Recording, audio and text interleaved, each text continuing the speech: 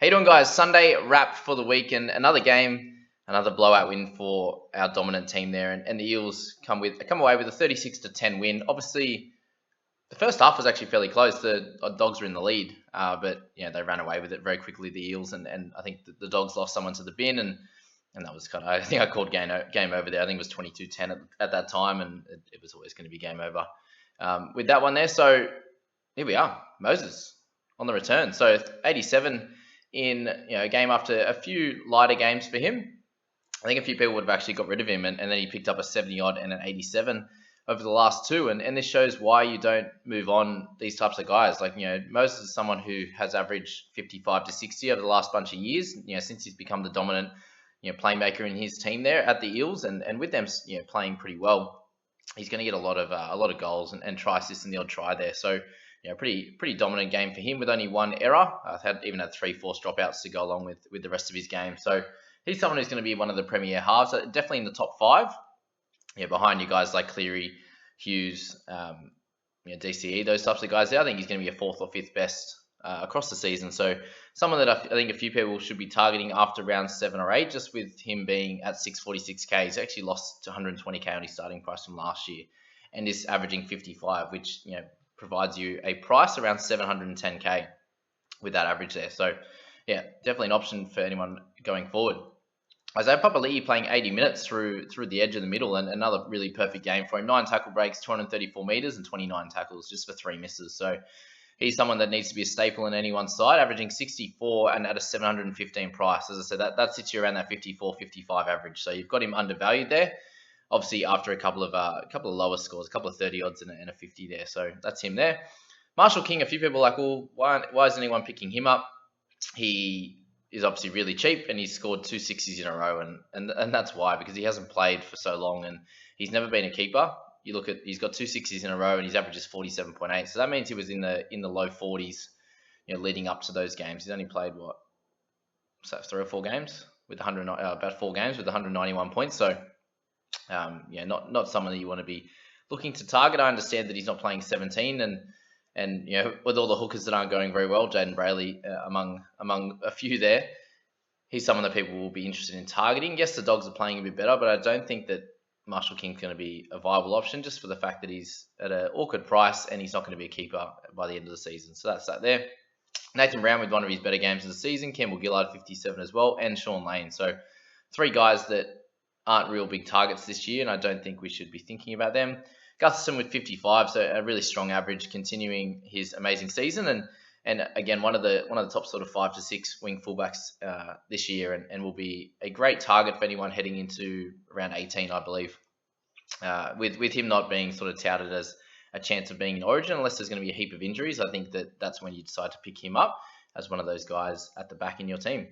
Josh Jackson, a few people have still been talking about 54 there, so a decent game with 70 minutes. We can't really complain with that. But again, just someone that I think is just a tier below some of the top guys, and I think you can spend up in a few weeks and kind of just get through this next little period with those wing fullbacks and all those guys that are absolutely dominating, and then upgrade to a top gun from there. I decided to pick up Averillo at that 670 price point, and just had an okay game. No attacking stats, 1 goal.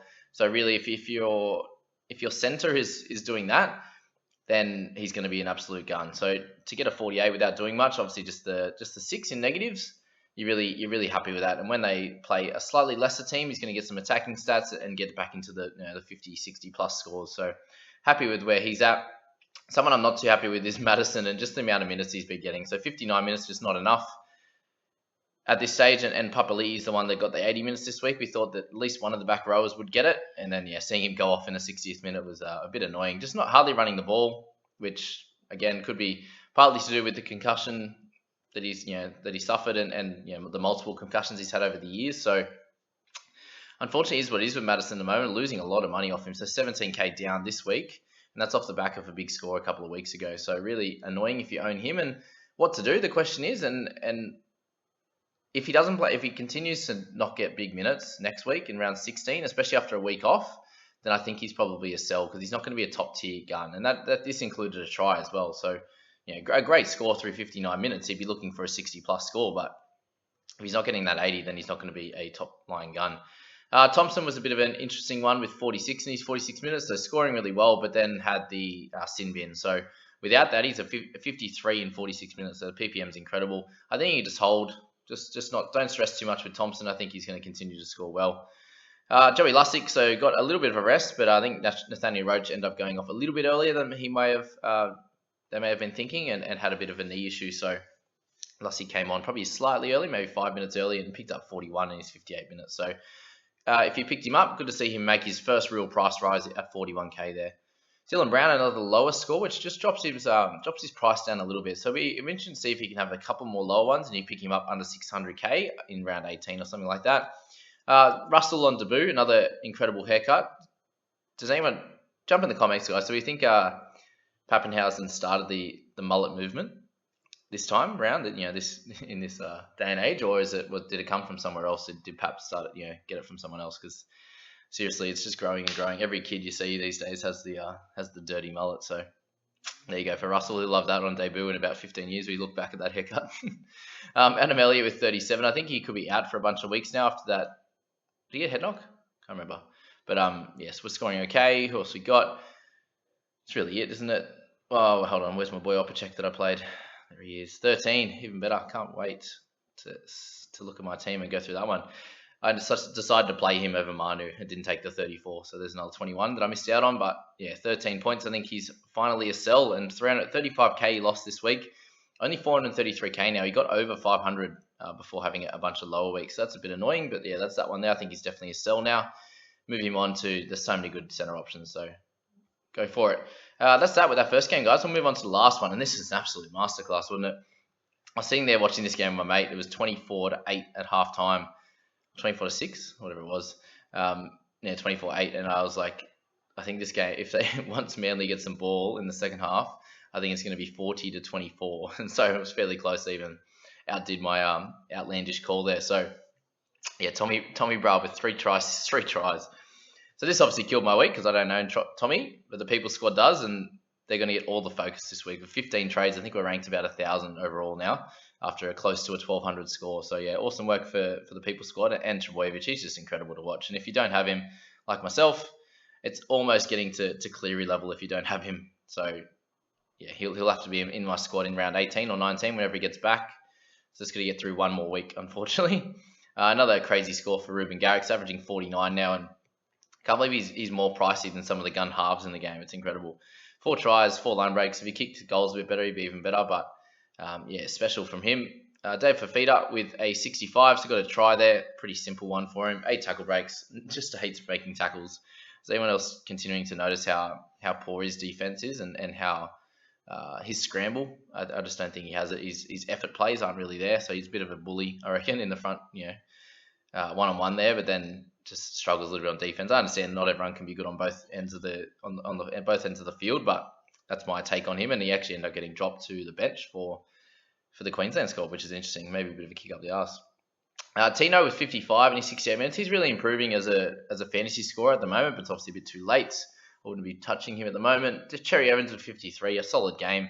Didn't have to do too much when you got Tommy absolutely doing everything. But yeah, 2 try assists and a try. 200 kick meters, just didn't have to do too much there with 4 missed tackles, 3 penalties. So that's that there. Peachy just had his hands on the ball a lot of sideways running, 3 tackle breaks and 2 little kick try assists, which was good for him. But then they just fell apart in the second half, so he didn't do as much. Paseka Hager was that line break and run. The boys absolutely loved it when they ended up scoring there, so that was good to see.